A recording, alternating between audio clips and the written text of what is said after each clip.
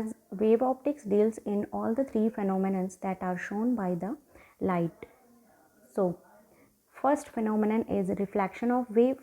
So reflection को हम study कर लेते हैं.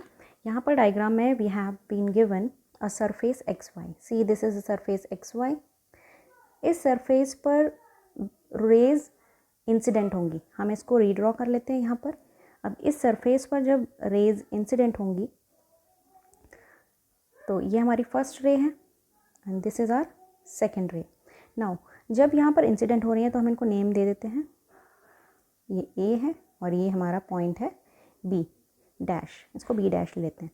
अब हमें सिर्फ वेव्स में हम डील नहीं करते हैं, we deal in wavefronts. तो यहाँ पर एक पॉइंट ले लेते हैं इस रे पर और इस रे पर हम एक पॉइंट ले लेते हैं यहाँ पर.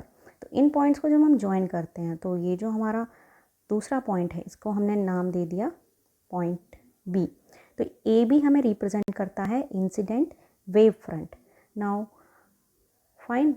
अब ये ए पॉइंट तो हमारी सरफेस पर पहुंच गया, लेकिन बी पॉइंट पर हमारी ये वाली रे ऑफ लाइट सरफेस पर नहीं पहुंची. तो ये कितना टाइम लगाएगी सरफेस तक पहुंचने के लिए? It will take time T. तो ये डिस्टेंस कितना होगा? From the formula we know that v is equal to distance upon time. तो डिस्टेंस क्या हो जाएगा? d इज इक्वल टू, हम इसको देख लेते हैं, d will be velocity multiplied by time and the velocity of light is c and time. So हमें जो डिस्टेंस ये मिला b से b डैश तक डिस्टेंस ये है ct. अब हम क्या करेंगे? यहाँ पर एक और कंस्ट्रक्शन करेंगे. पॉइंट a को हम कंसिडर करेंगे इट इज़ अ सेंटर. तो पॉइंट a को सेंटर लेकर और ct distance, the distance ct will be taken as radius. हम एक आर्क मार्क करेंगे. आर्क हम क्यों मार्क कर रहे हैं? बिकॉज ए हमारा प्राइमरी सोर्स है और ये सोर्स वेव फ्रंट क्रिएट करेगा. ठीक है, तो कुछ इस तरह की वेव फ्रंट अगर क्रिएट हो रही है तो ये हो गया हमारा आर्क.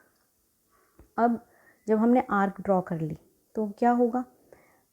ये वाली रे ऑफ लाइट रिफ्लेक्ट होगी बिकॉज ये पॉइंट पर इंसिडेंट है. तो हम यहाँ पर देख लेते हैं, ये रे ऑफ लाइट हमारी यहाँ पर रिफ्लेक्ट हो गई. On the other hand B dash से भी रे ऑफ लाइट रिफ्लेक्ट हो जाएगी. तो ये बाहर की साइड इमर्ज आउट हो गई.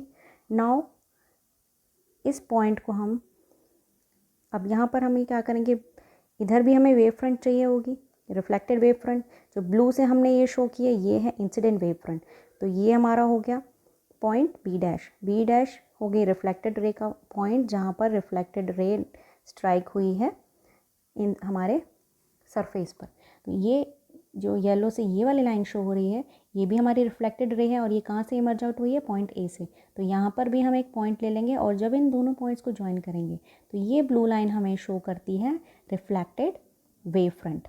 लेकिन हमें पता है नॉर्मल से हम एंगल ऑफ इंसिडेंस और एंगल आर को कंसिडर करते हैं. तो हम एक नॉर्मल ड्रॉ कर लेते हैं यहाँ पर.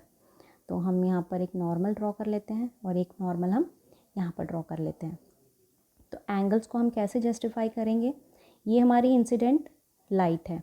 इंसिडेंट लाइट और नॉर्मल के बीच में जो एंगल होता है that is angle of incidence.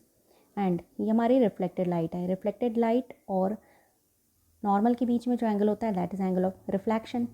But ये ब्लू वाली जो हमने वेव फ्रंट्स लिए हैं उनको हम क्या यूज़ करेंगे? तो उसको हम देखते हैं हम कैसे उनको यूज़ करते हैं.